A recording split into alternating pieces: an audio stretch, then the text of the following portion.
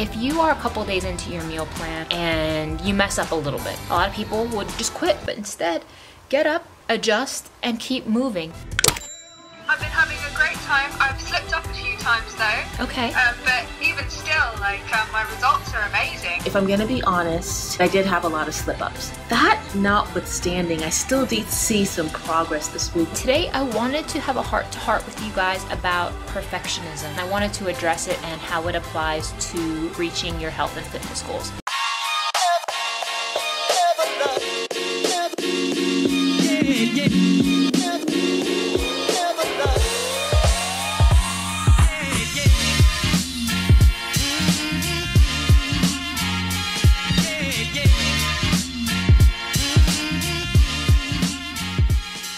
So before we get started, I just wanted to make sure that you guys are following me on Instagram at Gauge Girl Training. Make sure you follow me over there if you like this content and want more updates on a daily basis.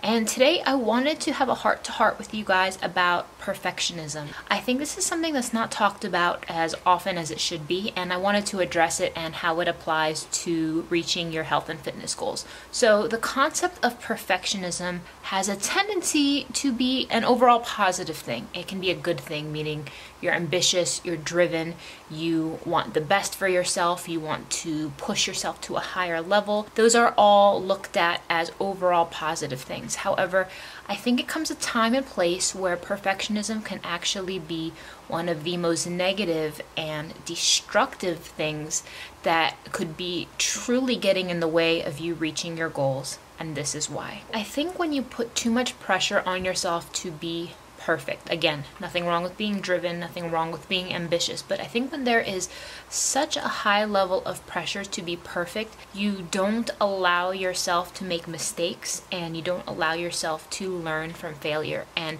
I would honestly say that I've probably learned way more in my personal failings than I ever had in perfectly executing any given plan. And I think that when it comes to especially reaching your health and fitness goals, you almost need to be comfortable with mistakes, and you almost need to be comfortable with the fact that you may fail at times. And if you're going to try something new, I think it's okay to allow yourself to experience that. I'm not saying set a lower bar for yourself, but I am saying that there is so much more you can accomplish by being a little bit lighter hearted, by minimizing the amount of pressure that you would put on yourself as a result of not being perfectly where you want to be and striving for progress as opposed to perfection. I know you guys see those inspirational quotes all the time, but the thing is, I think that there's so much that a lot of people are missing out on because they set the bar for perfect. They quit sooner than they would, and then they don't end up reaching their goals. But the thing is, if you allow yourself to make mistakes, you allow yourself to get back up again, I believe truly that you will go further by allowing yourself to embrace your mistakes, embrace your failures, and pick back up again, as opposed to being like, you know what, I didn't do it perfectly, I didn't execute it perfectly, therefore fill in the blank of whatever mental thing that you would say to yourself. And I have to confess to you guys that I am very guilty of that, where if I feel that I didn't do something perfectly, that, you know, I should just stop. But that's not a wise thing. You're not going to get anywhere in life if you take that attitude, and by having so much pressure on yourself, especially as a type A type of a person, you can really hold yourself back from moving forward and making more progress than you would had you just quit. So I want to encourage anybody here who is struggling with this concept of perfectionism that if you are a couple days into your meal plan or your new program and you mess up a little bit, right? Whatever that little bit looks like.